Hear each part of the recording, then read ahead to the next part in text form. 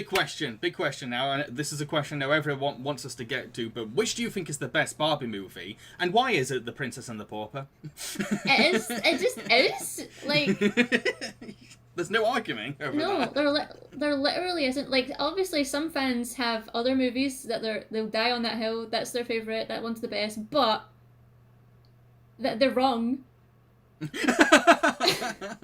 The Princess and the Pauper is about two women of different classes, a princess called Annalise and a dressmaker in debt called Erica, both of which share a remarkable resemblance to each other. Annalise's kingdom is in danger of bankruptcy, so the Queen betroths Annalise to King Dominic to save their people. However, the evil royal advisor Preminger wants to be king. In order to do this, he kidnaps Annalise and says he'll give his wealth of gold to the Queen if she'll marry him. After the princess disappears, Annalise's tutor Julian becomes suspicious. He urges Erica to disguise herself as Annalise so that the marriage to King Dominic can still happen, all while Julian secretly investigates what happened to the princess. Annalise manages to escape Preminger's henchmen, but unfortunately, Julian is caught snooping around. Back at the palace, Erica's disguise is a success, but she begins to really fall in love with Dominic, and Dominic ends up sharing the same feelings. At the same time, Preminger may be catching on to the switch. The characters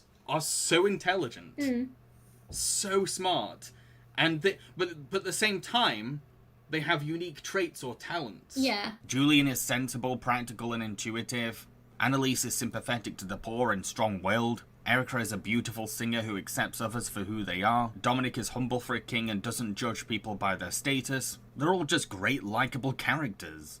There are so many scenes in this film where a character will come across an obstacle, and they don't just sit around. No. They will think, okay, how do I get out of this? Yeah. And then the fun part is just seeing what tactics they'll rely on to, like, escape a prison cell or get out of a pit or something like that. Like, they don't faff about. No. And that's what keeps the story moving forward. Yeah. Because they're always there's no one passive in this film. Everyone is, you've either got someone playing detective or someone trying to save the day. It's everyone is such a great character in this film. I know. When I first saw this film sober, I was like, wow, how is every single character in this film so freaking smart? Oh. I really like Julian. I think he's amazing, and like he does his job pretty good. And then like it was his idea for Erica to be Annalise because she's missing, and he wants to go and find her, but he doesn't want to upset the Queen or throw the kingdom in chaos, which it would. Your princess is missing. Yeah, exactly. Yeah. And Julian's like, how can I look for Annalise and keep this on the down low so that the whole kingdom doesn't panic and freak out? I also like that when Julian finds out that the princess has to marry a king to save the kingdom, even though deep down he is madly in love with her, he helps. Yeah. He doesn't judge her either, and he doesn't show like the green-eyed monster. He's like, right, this is what's got to be done. It hurts, but like this is the sensible thing to do for the kingdom.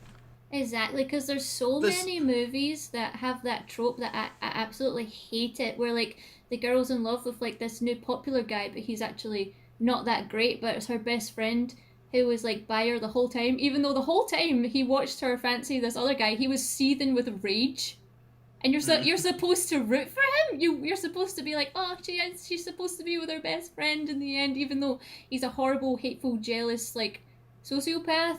I also like that at the end of the film, Erica's debt has been paid off, so she decides to travel the world. Dominic doesn't get angry or upset at her for leaving, but says he'll happily marry her if she ever decides to come back. Like, yeah. So romantic! I know. I think that King Dominic is just such he's just such a good guy, and like, even though he found out that the girl that he'd been spending all that time with wasn't really the princess, it proves that he didn't really care about her status or that she was a princess. Like, he actually liked her for her. But yeah, we need to talk about the best aspect of the film and the best thing that Mattel has ever produced through these Barbie films, and that is Preminger. Yeah. Preminger!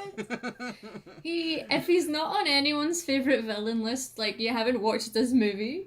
Why don't you stick to your books, schoolboy? Wouldn't that be fun? What I love about Preminger is that he's hilariously flamboyant and campy, and but also so smart and so cunning. He's the kind of villain you need to go up against these really intelligent heroes. Yeah. Like, even though he's really cocky and arrogant, in a way he's earned that overconfidence. Definitely. Because he's always 3 steps ahead. Yeah. And he's good at turning the tables to his side. Yep. And he's just great. He's just so great. And he has 2 songs in the film, and they're both so good. Yeah. So good. And I love Martin Short as Preminger. He's so good as Preminger.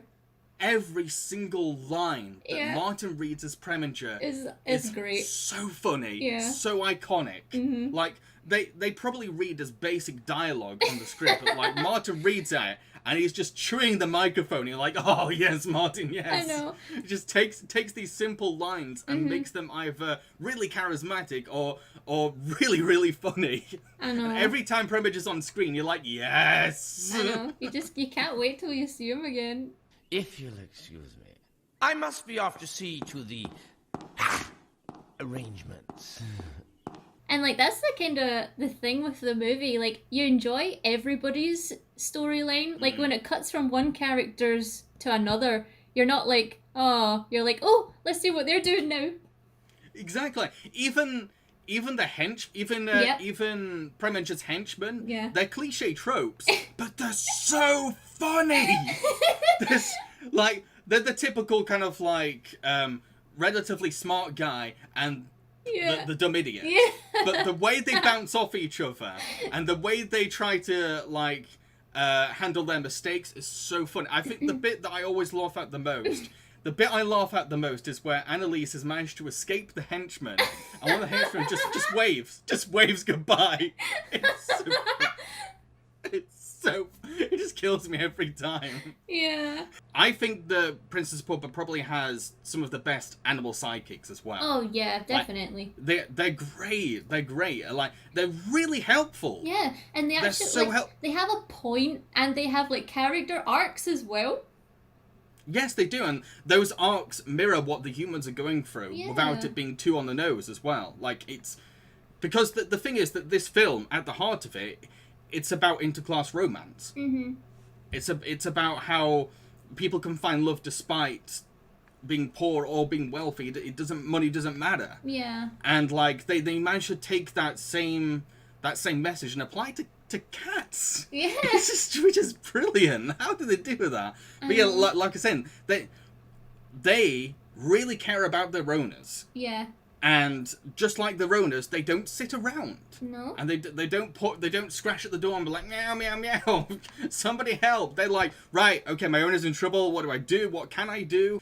And because Erica is so accepting of absolutely everybody, like she totally accepts that her cat barks, and like she doesn't try to make him be like, oh no, you need to meow. He just barks all the time. And then when Wolfie meets the princess cat Serafina, he wants to fit in, and like he wants to please her. So like there's that beautiful scene of them when Erica's having a bath and Wolfie's there and he's trying to meow. He wants to be a cat so that he can impress Serafina. But Erica's like, you don't need to do that. You're perfect the way you are. And I think like that really resonates. Like every time I hear that song, like genuinely it makes me cry. Like I'm welling up right now just thinking about it, because that song is so powerful. I feel really emotional hearing that song too, because it really means that message. It really wants to like say to kids, don't try to be someone else. The way you are is brilliant. If you can carry on the teachings of Fred Rogers, you've won. Aww. You've won the wholesome contest. Yeah. I also like that in that scene, Dominic hears Erica singing a song of acceptance to a cat, and that's what makes him fall in love with her. Although, you could argue that Dominic kind of disrespects Erica's privacy a bit. But yeah, speaking of the songs, this is a musical, and every song is a banger. It is? Every single song one. is great. even the end credit song that you don't have to put any effort into. You could just replay one of the songs from the movie. They made a brand new song just for the end credits, and it's good as well. Yeah, what I love about the musical numbers in The Princess and the Pauper is that all of them are important. Yeah. Every single one of them are integral to the story. If you Yep. took any of them out, it wouldn't make sense. No. And that is the sign of a good musical. Oh yeah, definitely. Like, musicals are supposed to, like, help the film. They're meant to, like, make the film stronger, and that's Yeah. what these songs do. And the lyrics in these songs, They're so so good. creative, so Yeah. inventive, and you can tell that they've like rewritten them again and again to get them right, Yeah. and like they're so smart. Yeah. And like it's not that they don't give the impression that they've just thought, okay, this rhymes with this'll do. They've actually thought, how can we make these lyrics bounce off each other and rhyme Exactly. and fit the context of what the song's supposed to be about? Well, your good luck has departed, and your people soon will starve. Au revoir to your foie gras and cheese fondues. But because I'm so good-hearted, half my fortune I will carve. I feel your pain, so how could I refuse? That's good that you say that, because like in like the later Barbie movies, such as the Fashion Fairy Tale one, there's a song in it called "Get Your Sparkle On," and it's literally like, just get your sparkle on, woohoo! And like you could play that anywhere. That could be in anything. That could be in any movie ever. But Yeah. with Barbie, Princess and the Pauper, like that's the movie. Yeah, absolutely. Like it's proud to be a musical. Yeah. And the thing is, there are other Barbie musicals, Yeah. but none of them ever come close No. to being as well constructed as Princess and the Pauper. And I don't remember any of the songs from the Barbie movies besides the ones from Princess and the Pauper. I know. I'm They're the that same. forgettable. Yeah, they really are. Like some of the movies have good like music in them, but it's never like musical songs where you can just like it's telling the story. Yeah, it's just filler. A lot of the songs in new Barbie movies are just filler. Yeah. But with Princess and the Pauper, it's integral. Like the opening song tells you the entire plot. It does, yeah. It builds the world. And It really does then build the world. like Preminger's song does the same thing. Like he has a line in his song, "This peasant's son won't turn and run," which makes you think, was he like poor? Did he used to be poor? He has so much backstory in that one line, and you're left thinking, he's a peasant's son, so like he worked to get to that position. It's like, how did he get there? Did he swindle his way? Did he poison someone? You don't know. And I like that intrigue. Yeah. And I think that's why there's so much fan love for this film, is Yeah. that it doesn't spell things No, out. it doesn't tell you There's everything. there's a lot of things that you can either like guess for yourself or kind of like ponder about, Yeah, which is really good storytelling for a kids movie. it is.